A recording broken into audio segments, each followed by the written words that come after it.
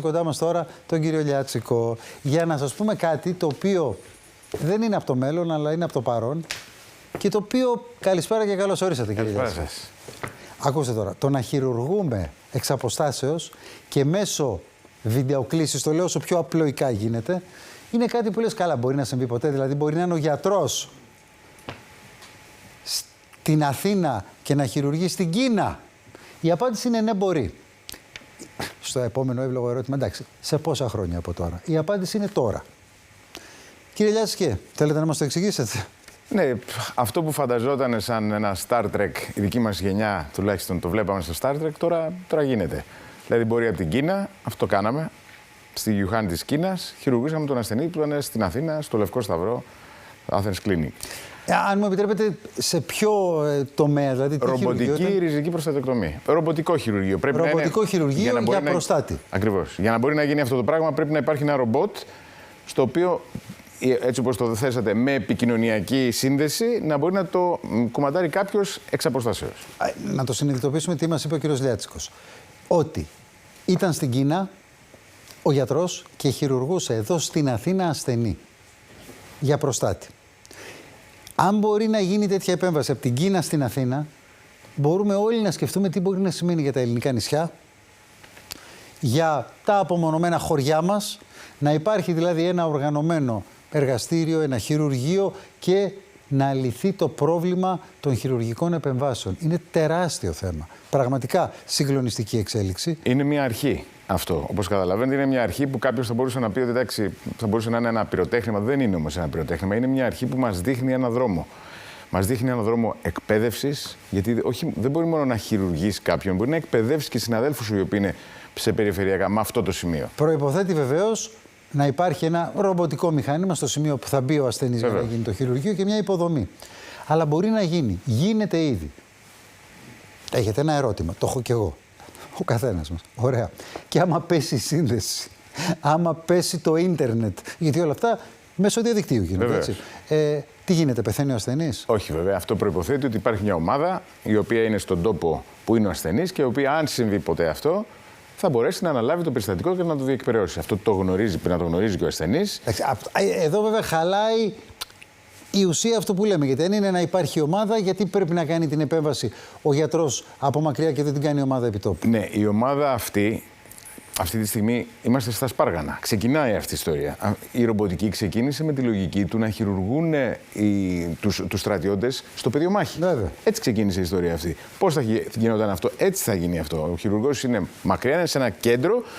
Εκπαιδεύονται περιφερειακοί χειρουργοί και οι οποίοι μπορούν πλέον να διεκπαιρεώσουν καταστάσεις σε μικρότερης εμβελίας νοσοκομεία. Ας πούμε.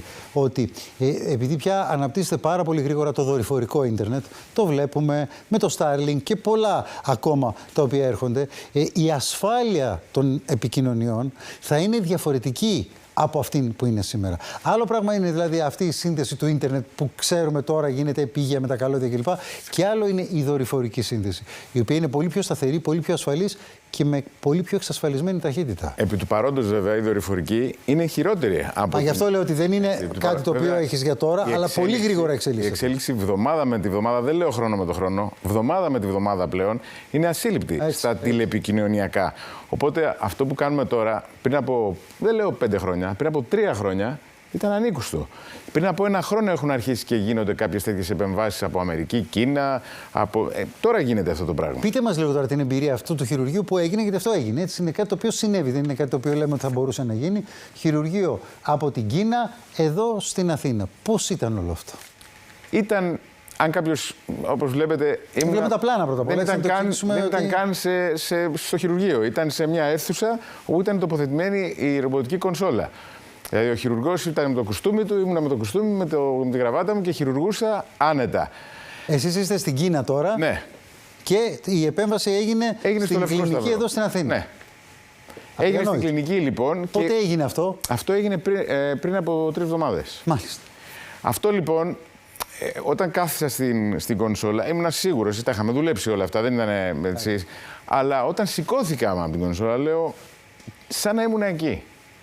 Ήταν σαν να ήμουν εκεί. Επειδή και στο χειρουργείο η κονσόλα δεν είναι πάνω στον ασθενή και στο κανονικό χειρουργείο είναι στην άκρη του δωματίου. Πάλι δεν είσαι δεν πάνω από τον έχεις την ασθενή. πολύ άμεση επαφή, ναι, είσαι 5 βήματα πιο πέρα. Οπότε εκεί σηκώθηκα και λέω, τότε συνειδητοποίησα την απόσταση, γιατί μιλάμε για χιλιάδες χιλιόμετρα. Πρακτικά λοιπόν, πώς μπορούμε να το ζήσουμε στην Ελλάδα? Γιατί η χώρα μας έχει την ιδιαιτερότητα της νησιωτικότητας και των χωριών των πολυορεινών. Ναι. Αλλά να σκεφτούμε τώρα τα νησιά, με τον κακό καιρό, την έλλειψη γιατρών. Φανταστείτε ότι μέχρι πρότινος η τηλειατρική στα αυτιά του κόσμου τι ήτανε? Τηλεδιάγνωση, στέλνω κάτι σε ακτινογραφίες, κάποια καρδιογραφήματα. Αυτό θα αλλάξει, θα αλλάξει. Δηλαδή αυτό θα πάει στη θεραπευτική πλέον.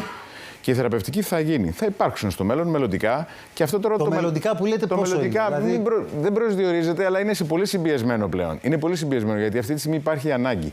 Αυτή τη στιγμή που υπάρχει ανάγκη, υπάρχει ζήτηση και υπάρχει τεχνολογία, όλα τα άλλα έρχονται. Δεν είναι αυτό θέμα. τώρα, να το σκεφτούμε, σπάει τελείως τα σύνορα, έτσι. Δηλαδή, λες τώρα, είναι ο γιατρός που θέλω να με παρακολουθεί στην Αθήνα. Μπορεί να είναι στη Θεσσαλονίκη, μπορεί να είναι στη Νέα Υόρκη, μπορεί να είναι οπουδήποτε. Καταργεί αυτό που βλέπετε, τα σύνορα στην ιατρική. Είναι πραγματικά κοσμογονικό. Κοσμογονικό. Το από πού θα σε χειρουργεί ο γιατρός. Το αυτό που λέγαμε παλιά να πάω, ξέρω εγώ, στη Νέα Υόρκη ή να φύγει ο ασθενής και να έρθει στην Αθήνα. Όποιο συνδυασμό θέλετε. Πολύ σύντομα δεν θα υπάρχει.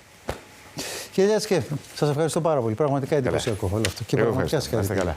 Πάμε στο διαφημιστικό μας μήνυμα, το ένα και μόνο.